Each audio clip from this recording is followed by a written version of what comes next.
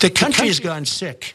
It's gone sick. And I don't like the term woke because I hear woke. You know, it's like just a term that used half the people can't even define it. They don't know what it is. I'm not a fan of LeBron James, but I said, you know, if I were the coach of a women's basketball team, I would have the greatest team. I'd say, LeBron, would you like to become a woman? And I'd go to another 4 or 5 big guys, and I'll say, how about we will be undefeated for many, many years. There will never be anything like it. I'll go down as the greatest coach in history. They'll say I was the greatest ever. No, it's so crazy. And that's all woke. You know, that's all, I guess they define that as woke, but that's all woke.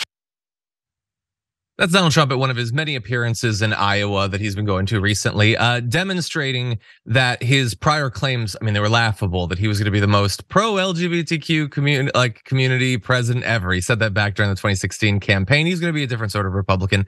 No, he's going to be exactly what he thinks he needs to be to get through a Republican primary, which is absolutely vicious and heartless and cruel.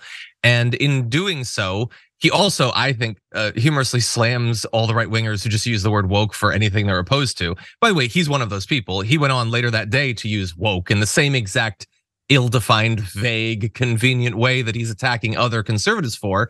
But he's also demonstrating there, Brett, how easy it is to eat Ron DeSantis' lunch. Like Ron DeSantis' whole thing is being the anti-woke guy. That's the easiest thing in the world to do. It doesn't have to be based in fact. All it just has to be is cruel and repetitive. Anyone can do it. Any Republican can do it. He can do it. And so what do you think? Trump is so fascinating because it seems like he will absorb good points.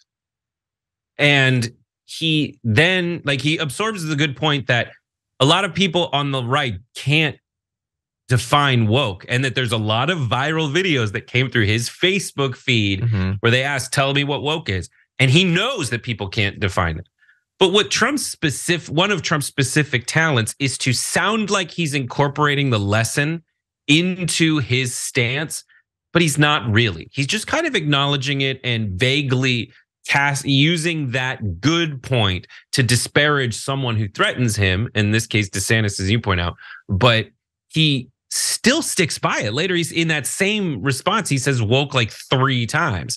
And I think this is the middle of a process he's in. And at the end of that process, he's just gonna have a different word for woke that allows, and a different kind of tight 2 minutes that he says over and over again, and he's working it out on the road. But once he has that bit, it's going to be a bit that's allowing him to say that we should still be anti-woke without saying the word woke, but also differentiate himself from DeSantis, who's gone psychopath and tried to kill a cartoon.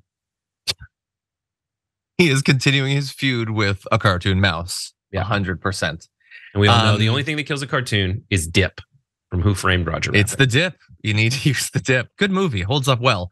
Super weird.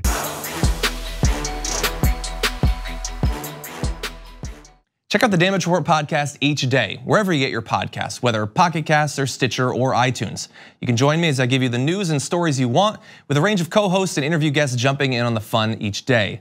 Again, that's the Damage Report, wherever you get your podcasts. And if you get them at iTunes, don't forget to rate and review. Sometimes I'll read them live on the show.